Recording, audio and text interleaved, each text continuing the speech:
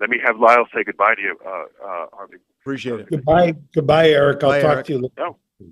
Hey, guys. Hey, Lyle. Harvey. So last thing, you got about 15 seconds. Are you hopeful for next month for the hearing?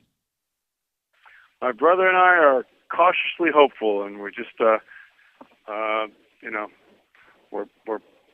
we're in prayer with our family, and we're hopeful, and we're just trying not to go a little crazy in the interim, like you said. Just try to just stay. Thank you, Lyle. Thank you, Lyle. That was kind of symbolic of the circumstances there, that you have a certain amount of time and you get cut off. This is Global Tellink. You have a prepaid call from Lyle Menendez. We accept the charges. Hey. Hey Sorry there, about that. Lyle.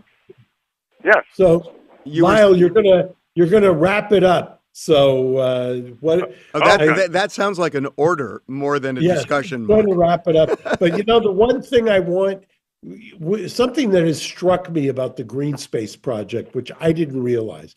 Would you describe this kind of phenomena that happens in prison when you don't have something like the Green Space Project? And I'm not just talking the idea of the cycling in and out of recidivism. I was talking about, or you've taught me about, this idea of flat land and gray walls. Can you speak to that? Yeah, it's a crass analogy, but we have the service dog program here, where the inmates teach service dogs to work with autistic children and with wounded veterans, and you can't.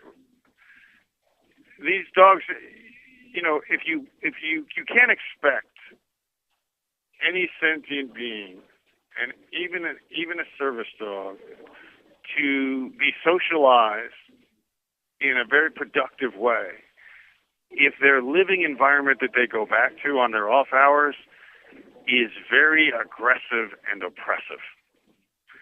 And human beings particularly are very sensitive to messaging.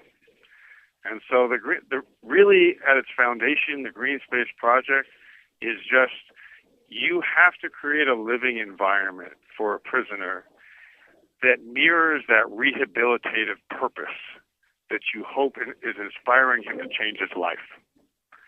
And that can't be 30-foot gray walls, barbed wire, and concrete. It has to be green and inviting and have a sense of community. And so that is really what we're trying to create here. And I wanted to show that you didn't have to spend $1 billion building a new prison to do that in the Norwegian model of corrections like they have in Norway that's been so successful. You could take an existing yard and you could change that facility. And we did it all through public donation because we didn't want to spend any taxpayer money on it, and to show that it could be done at first. And I think we're going to do that this year. And we're proud of it. Speaking of the service dogs, that also struck me. There is, I guess it's the dormitory where the dogs actually are there, and to watch the inmates interact with these dogs it's jarring in a way, isn't it? It's amazing. I mean, you have inmates who've been down, they've been locked up for 20 years. It's been 20 years since they touched the dog. And so that moment, that moment for me. I got here in 2018. I had not been in the same space with a dog or animal of any kind since 1989. Wow. Right? So the first moment I was able to see a dog wagging its tail, come up, lick your hand, it was an incredible moment.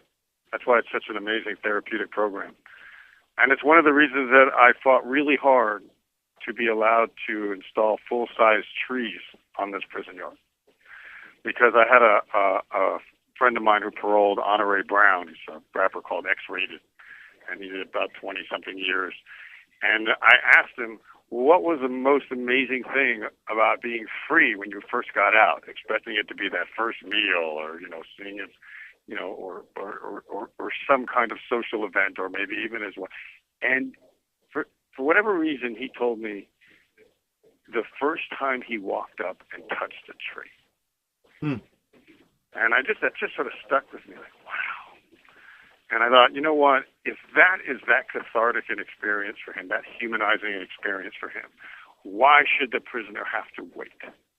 You know, if it has that kind of effect on a prisoner, let it be part of changing his life here.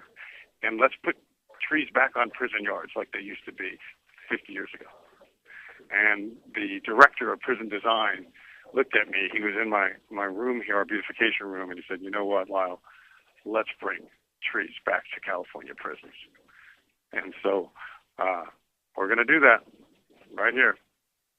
I love it. Wow.